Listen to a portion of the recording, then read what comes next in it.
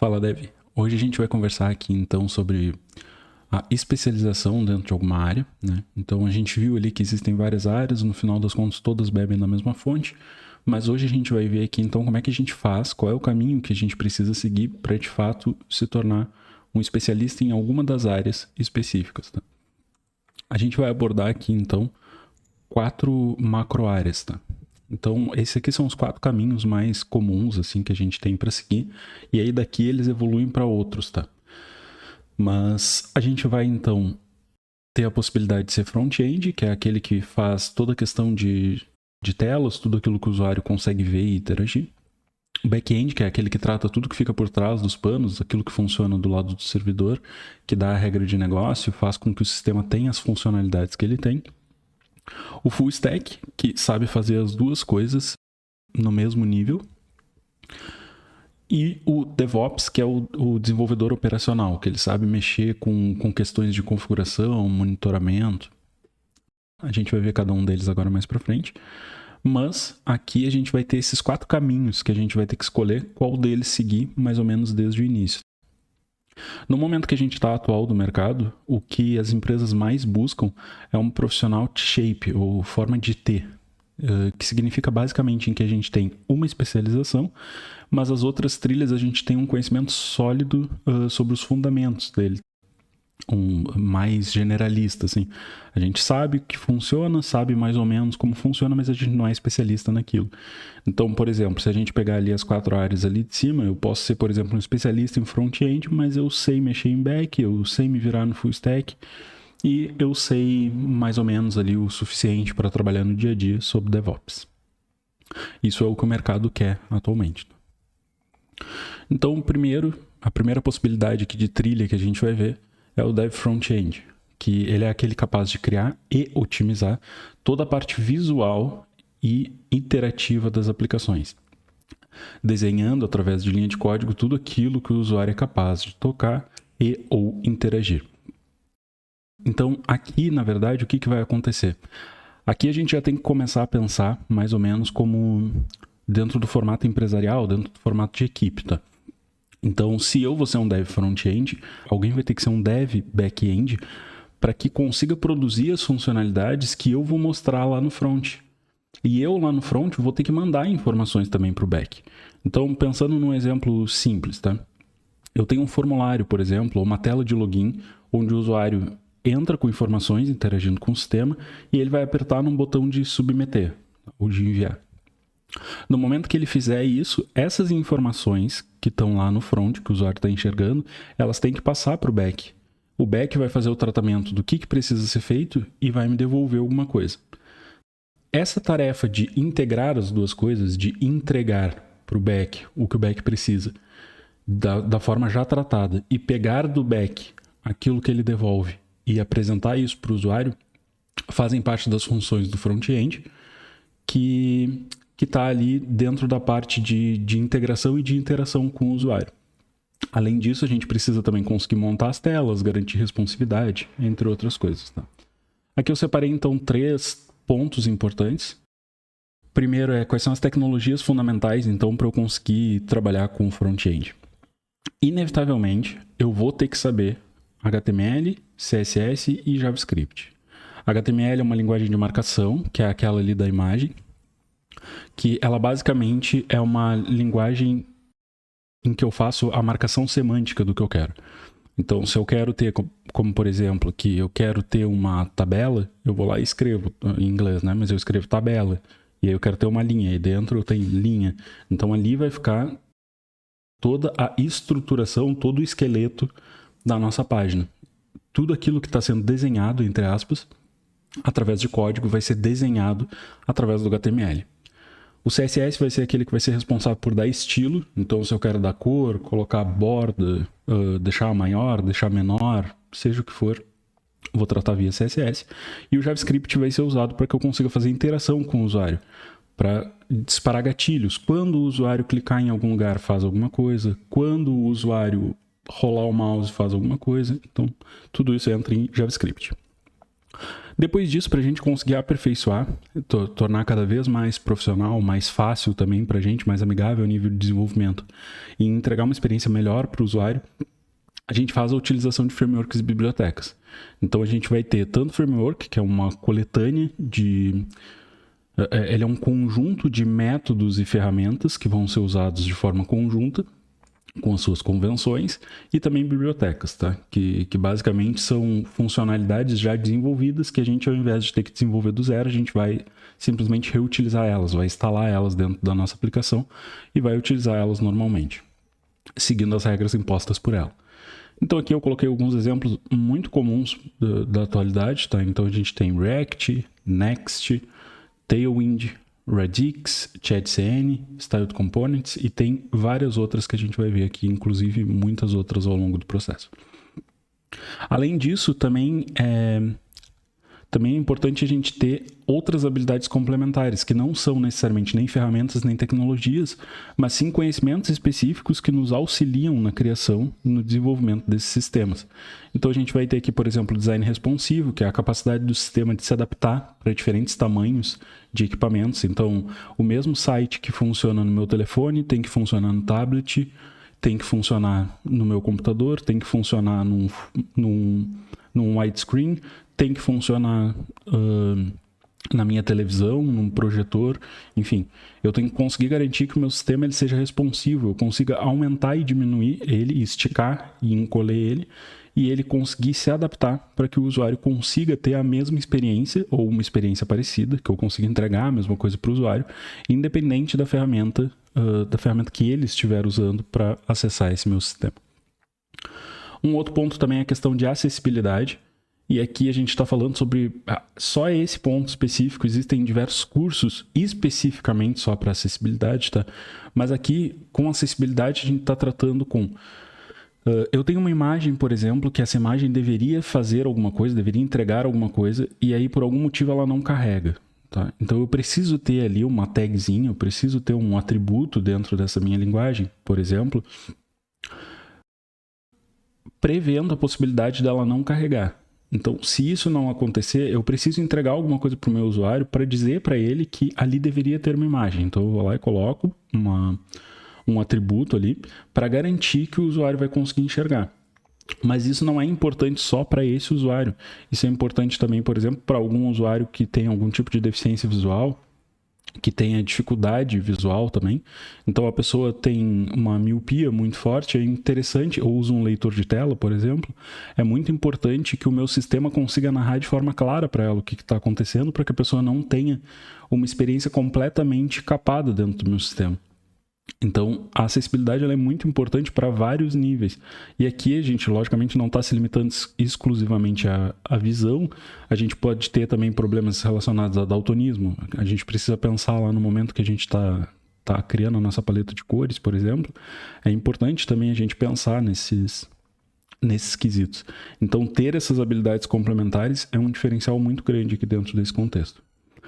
E aqui um terceiro ponto que eu separei foi o SEO, que é a capacidade de otimizar o nosso sistema para que ele seja encontrado por mecanismos de busca. Então, por que quando a gente pesquisa alguma coisa lá no Google, ela aparece em primeiro lugar, ou em segundo lugar, ou terceiro lugar, ou só lá na quinta página da nossa pesquisa? Isso acontece graças à otimização de SEO. Dentro do roadmap do que a gente vai ver daqui para frente, eu separei aqui então quais são os pontos que a gente vai entrar de forma sequencial, tá? Então, dentro do roadmap do mapa aqui que a gente vai, do caminho que a gente vai seguir de front, a primeira coisa que a gente vai ver é HTML, que é a marcação. A gente precisa ter essa marcação semântica para saber onde as coisas vão ficar. Depois disso, a gente passa para CSS para começar a estilizar. E aí, dentro de CSS, a gente vai ver mais algumas outras coisas. Aqui, por exemplo, Tailwind, Radix e ChatCN, eles são ferramentas que agregam valor, que modificam a forma com que a gente usa o CSS padrão. Tá? Depois a gente vai ver JavaScript para fazer a interação com o usuário, TypeScript para adicionar outras funcionalidades, para adicionar tipagem ali para o JavaScript. Depois a gente vai para o React e, por último, na trilha de front, a gente vai ver Next. Atualmente Next 14. no momento que eu tô gravando esse vídeo. Depois a gente tem também a trilha de back-end. O back-end é aquele capaz de desenvolver toda a lógica e a infraestrutura do lado do servidor. Tá? Então, ele gerencia integrações com banco de dados, por exemplo, como que eu salvo os dados, como que eu trago os dados, como que eu trato esses dados e como que eu manipulo esses dados. E como que eu devolvo esses dados para o front. Né? Então, essa é a responsabilidade do Dev Backend. Ele vai fazer toda a lógica de negócio do nosso sistema, vai definir como aquilo vai ser salvo e vai salvar no banco, vai definir como aquilo vai ser consumido do banco e vai consumir, e vai montar ali uma API, que a gente vai ver mais para frente, mas ele vai montar ali uma API que vai entregar, vai devolver isso para ser consumido lá pelo front em um segundo momento. E aí, quais são as linguagens de programação que ele vai usar? Ele pode usar Java, pode usar Python, pode usar Ruby, PHP, JavaScript, TypeScript e várias outras linguagens, tá? Existem centenas de linguagens, mas aqui eu estou citando algumas. Também existem os frameworks e bibliotecas específicas para cada uma dessas linguagens. Então aqui ele está equivalente, tá? Então a gente tem ali o Spring, que é um framework de Java, o Django, que é um framework de Python, Rails, que é um framework de Ruby, Laravel de PHP e Node.js para JavaScript, TypeScript para trabalhar no back-end. Em banco de dados aqui, então a gente vai trabalhar também com tanto banco de dados relacional como não relacional. Aqui eu coloquei 3 exemplos, Postgres, MySQL, MongoDB, mas existem vários outros, inclusive de outras formas de organização de dados, a gente vai ver isso mais para frente. Mas existem outros, como por exemplo o banco de chave-valor, como é o caso do Redis, ou banco de dados como Cassandra, por exemplo, que seguem uma lógica diferente também. E ali por último a gente tem as habilidades complementares, então saber desenvolver RESTful APIs, que a gente vai ver também mais para frente. Lembrando que aqui a ideia é só fazer o alinhamento de expectativas para saber o que vai acontecer mais para frente, né?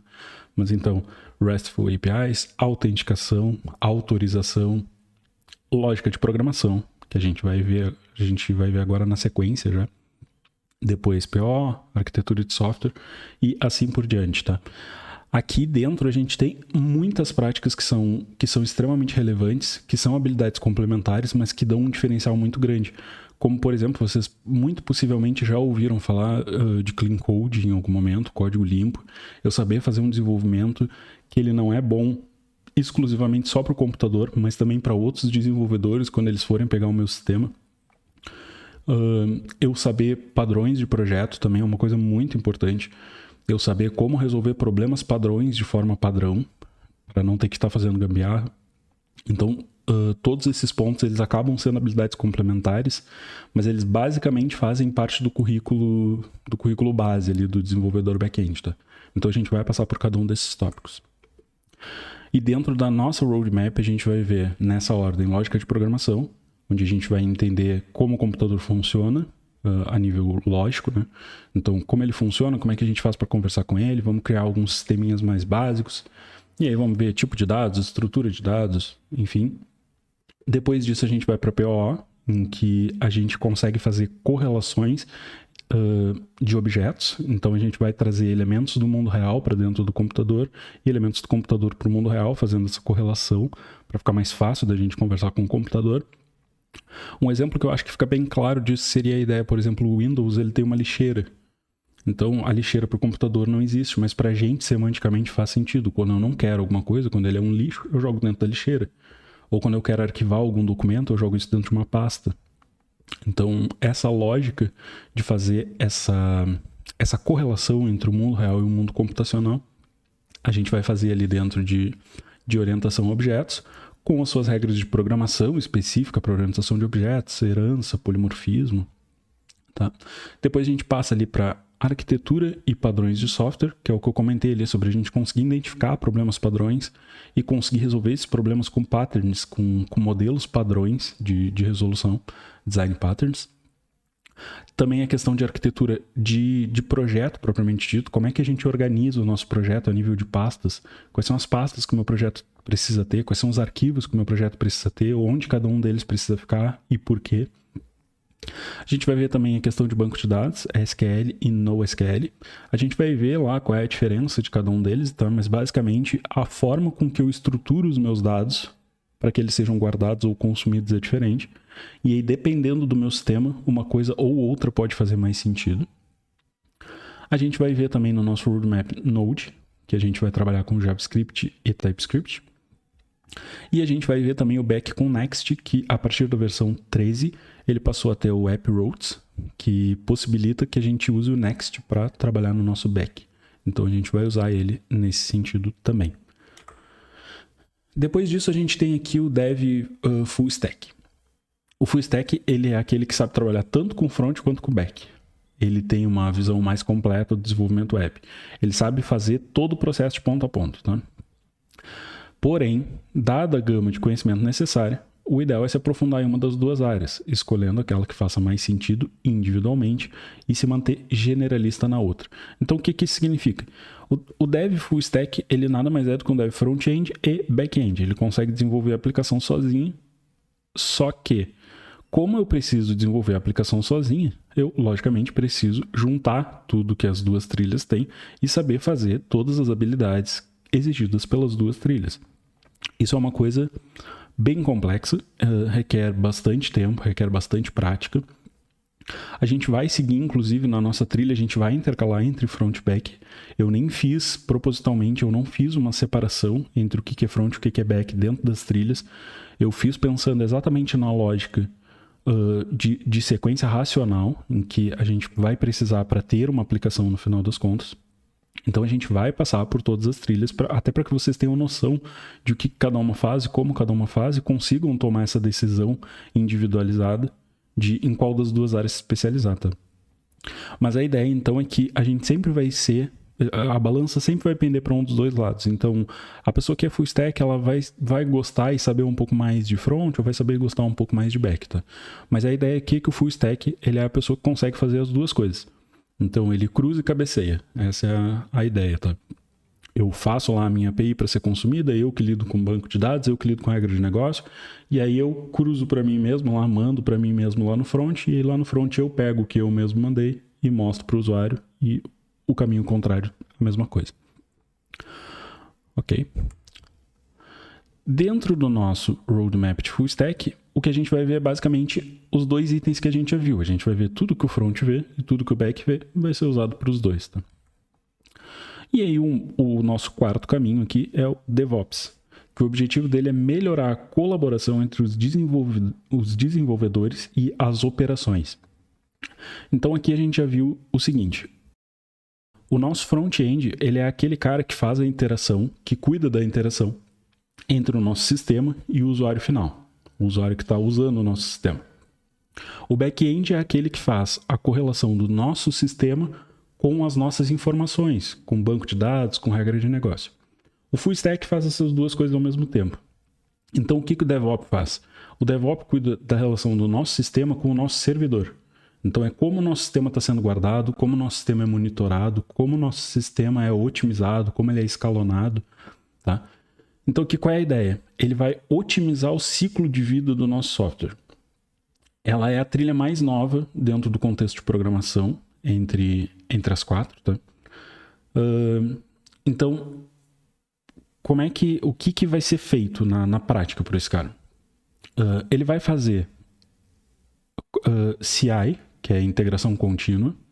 Ele vai fazer uma entrega contínua, que é o Continuous Deploy, ali, o CD. Ele vai fazer monitoramento e login do sistema. Então, o que isso significa na prática, tá? Ele vai ser o cara que vai cuidar em como o nosso sistema vai ser guardado, onde ele vai ser guardado, todas as questões de segurança, como backups, monitoramento, o nosso sistema caiu, como é que a gente sabe que o sistema caiu, ou quanto tempo ficou fora, ou por que caiu. O login, o nosso sistema deu erro, então quando deu erro, por que deu erro, o que disparou esse erro. Então, todas essas práticas elas são feitas pelo DevOps. Então aqui as ferramentas podem ser várias, tá? Eu separei algumas aqui. A gente pode ter Docker, por exemplo, para que a gente consiga criar containers da nossa aplicação, que basicamente a gente vai isolar um contexto específico e a gente vai criar como se fosse um pequeno servidor dentro de um container. E aí isso aqui serve, na verdade, para que a gente consiga simular um ambiente local no desenvolvimento ou desenvolvimento no local. Então, qualquer pessoa que vai para uma faculdade ou algum lugar que a gente precisa entregar um trabalho, por exemplo, de programação, é muito comum a gente fazer alguma coisa, ela funcionar, a gente testa, tá tudo funcionando, e aí quando a gente entrega, o professor lá, o instrutor, ou seja quem for, a pessoa olha e diz, não tá rodando. Aí a resposta padrão do programador é, que estranho, na minha máquina roda. É isso, só que não tem como entregar a máquina, né? Então, o Docker, ele consegue suprimir esse problema de forma completa. Então, o que ele faz é criar uma máquina em que tu pode, de fato, entregar essa máquina pro teu orientador, pro teu professor, seja quem for.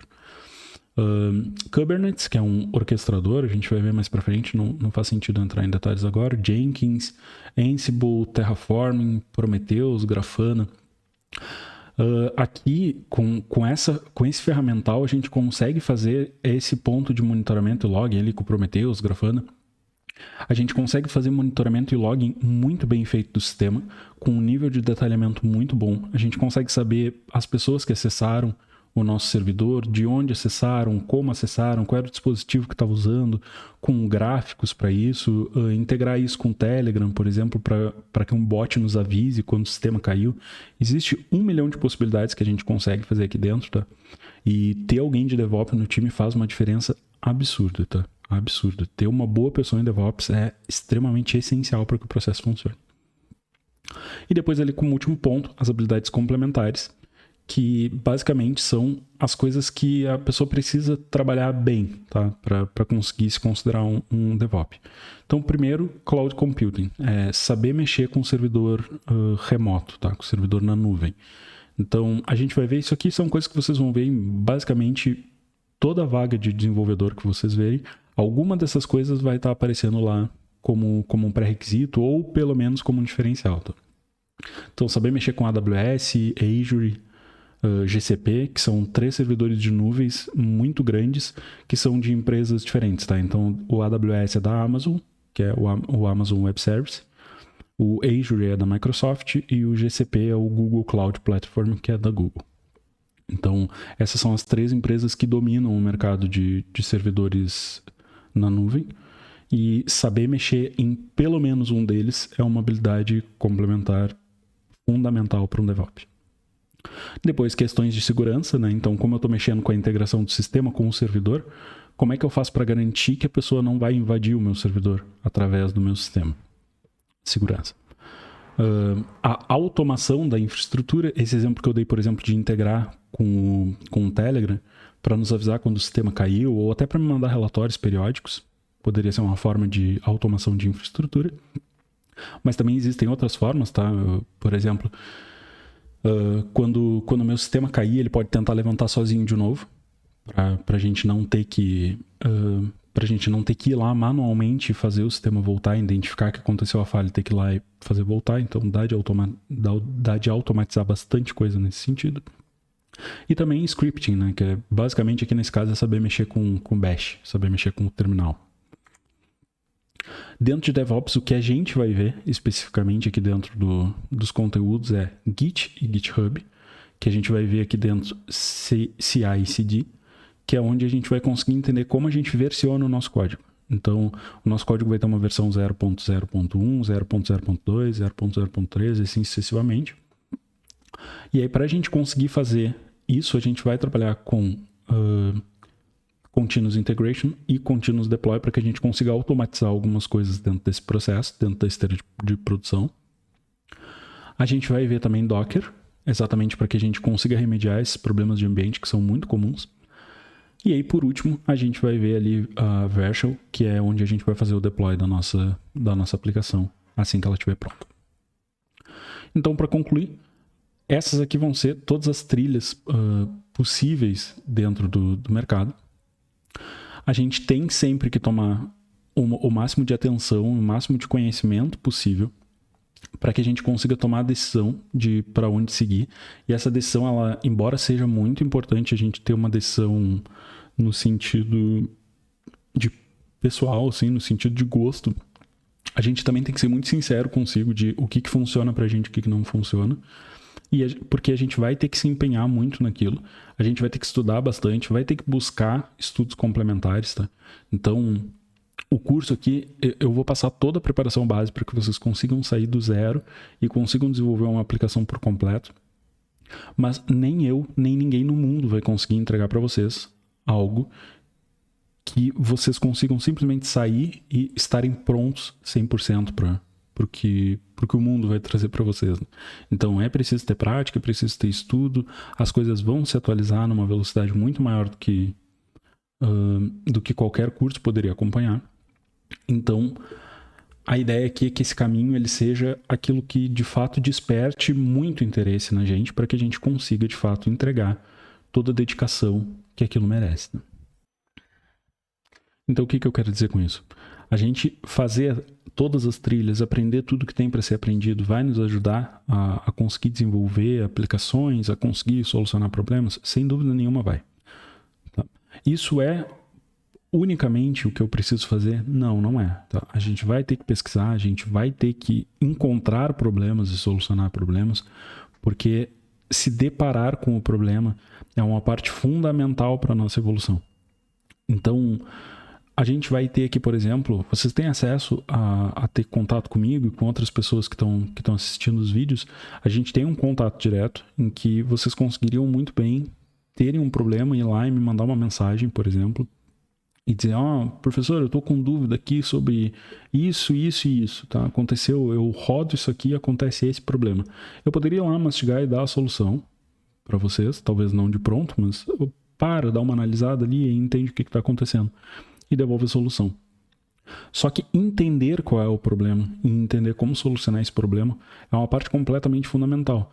Então, a gente precisa ter esse ponto aqui de escolher aquilo que a gente quer fazer, dependendo dos nossos interesses individuais e dos nossos objetivos de carreira.